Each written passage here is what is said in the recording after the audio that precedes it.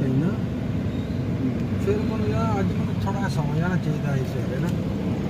ਲਓ ਜੀ 6-7 ਬੱਸ ਸਾਹਿਬ ਤੇ ਜਦੋਂ ਅਸੀਂ ਹੁਣ ਮੇਰੀ ਉਮਰ 60 ਸਾਲ ਹੈ, ਜਦੋਂ ਮੈਂ 4 ਸਾਲ ਦਾ ਹੁੰਦਾ ਹਾਂ ਉਦੋਂ ਵੀ ਇੱਥੇ ਆਇਆ ਸਾਂ ਤੇ ਪਾਣੀ ਇੰਝ ਹੀ ਖਲੋਤਾ ਸੀ।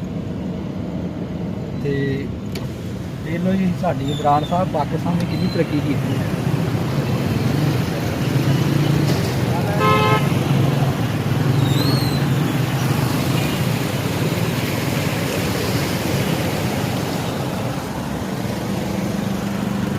ਇਹ ਦਰਿਆ ਸਤਲੁਜ ਵੀ ਹੈ ਜਿਹੜਾ ਤੁਸੀਂ ਸਮਝ ਰਹੇ ਹੋ। ਬਾਅਦ ਮੁਲਕ ਵਿੱਚ ਜੇ ਬਾਰਿਸ਼ ਹੋਵੇ ਤਾਂ ਕੰਮ ਮਰੀਮ ਨਵਾਜ਼ ਨੇ ਜਿਹੜੇ ਐਮਰਜੈਂਸੀ ਕੈਂਪ ਲਾਏ ਨੇ ਜੀ। ਹਾਂ ਜੀ ਮੈਂ ਕਮਾਲ ਹੋਵੇ ਜੀ।